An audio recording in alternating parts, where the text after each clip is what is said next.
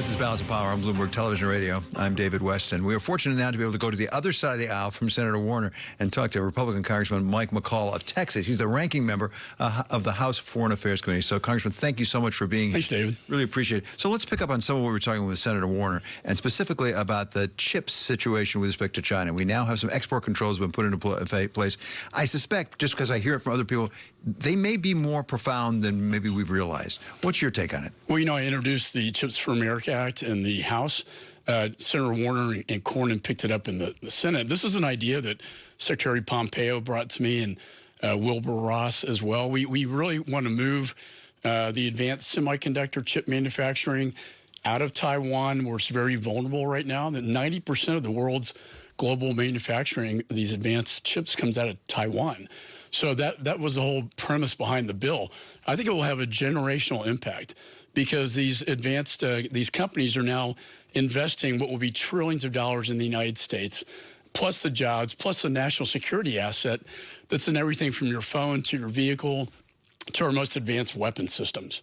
So that ramps up the ability to produce in the United States. What about curtailing China's ability to really move into some of the more advanced microchips? Because you heard President Xi at his speech last Saturday said, you know what, we'll just do it on our own. We can compete fully, even on the most sophisticated form of technology. Is he right? Well, he wants to dominate both militarily and economically. He's very clear about that in his speech. It's a 100-year marathon, they call. And part of this is the unification of Taiwan, he calls it, and he didn't renounce a military option on the table. I do, you know, for too long we've been exporting, David, technologies to China that then they use in their most advanced weapon systems, like the hypersonic missile that orbited the Earth with precision and landed that could carry a nuclear payload, is actually built on the backbone of American technology. So what we gave them a lot of this. They steal it, our intellectual property, but we don't have to sell it to them. And so one thing I'm going to be very, very focused on, if I'm fortunate to be the chairman of Foreign Affairs Committee, is stop exporting American technology that they use in their military apparatus. Are we confident they can't just develop it on their own if we're not exporting it? They can. They're investing $1 trillion in their digital economy. And so I do applaud Secretary Raimondo and Department of Commerce for blocking now the sale of this automated, this AI equipment to the quantum computing that then they use and turn against us. And so I think that's a good step forward. There's a little office out of Department of Commerce called Bureau of Industry and Security. And I'm going to be very focused on oversight. So you mentioned if you're fortunate enough to become chairman, there's some prospect of that. We have midterms 3 weeks from today. Let's assume that happens. We don't know, but let's assume it does happen. You're chair Foreign Affairs Committee. What is your agenda? Well, you know, oversight and investigations. I've already sent a letter to Secretary Blinken to preserve all documents related to Afghanistan. Will you do an investigation into how we withdrew from Afghanistan? We've never had an adequate explanation as to how it went so badly and disgraced America and the world. And, David, I would argue that was the moment of weakness where the balance of power shifted. Putin decided to invade Ukraine. Chairman Xi is looking at Taiwan. The Ayatollah is getting closer to a nuclear bomb, and Kim Jong-un is firing his rockets off again, one over Japan. We're projecting weakness, and it all started in Afghanistan, and we've never really gotten adequate explanations. For instance, 23 embassy employees sent a dissenting cable objecting to the policy of the administration, and we've never been able to see that document. What are the things you want to do if you're chairman of the Foreign Affairs Committee? Well, I think we're going to do a deep dive on this technology exports to China to make sure that we're not selling them technology they use to build their military apparatus that they can then turn against us. If they do invade Taiwan, remember, 90% of the advanced semiconductors, 80% of our microelectronics, that's going to be a very dire situation.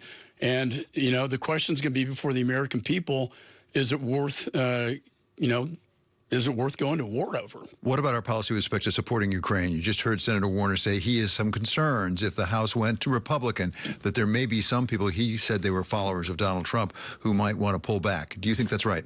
Well, you know, I think on the last, the $40 billion package, you had members on both sides of the aisle voting against it. Part of that was process. We didn't get a lot of notification about it.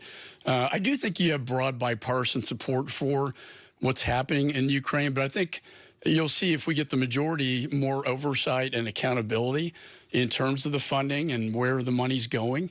And I think the American people, taxpayer, deserve that. And I'll be, leading that effort primarily. But, we got to give them what they need.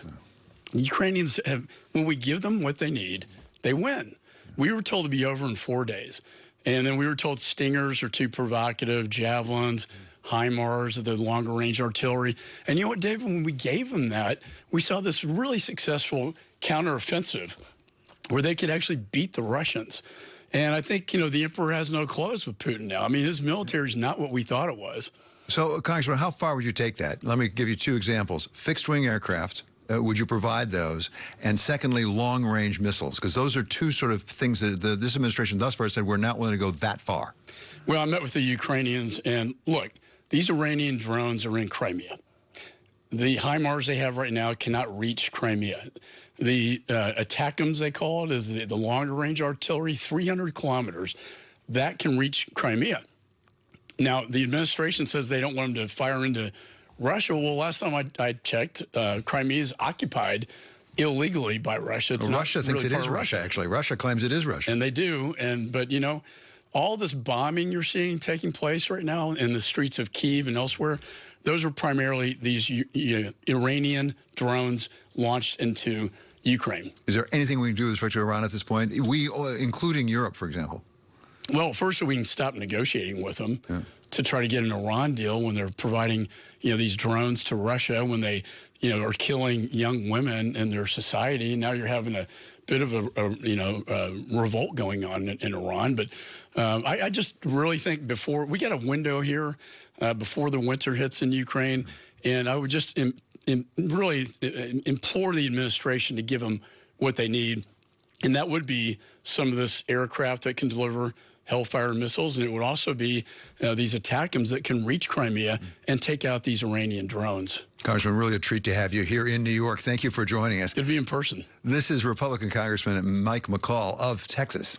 Still to come.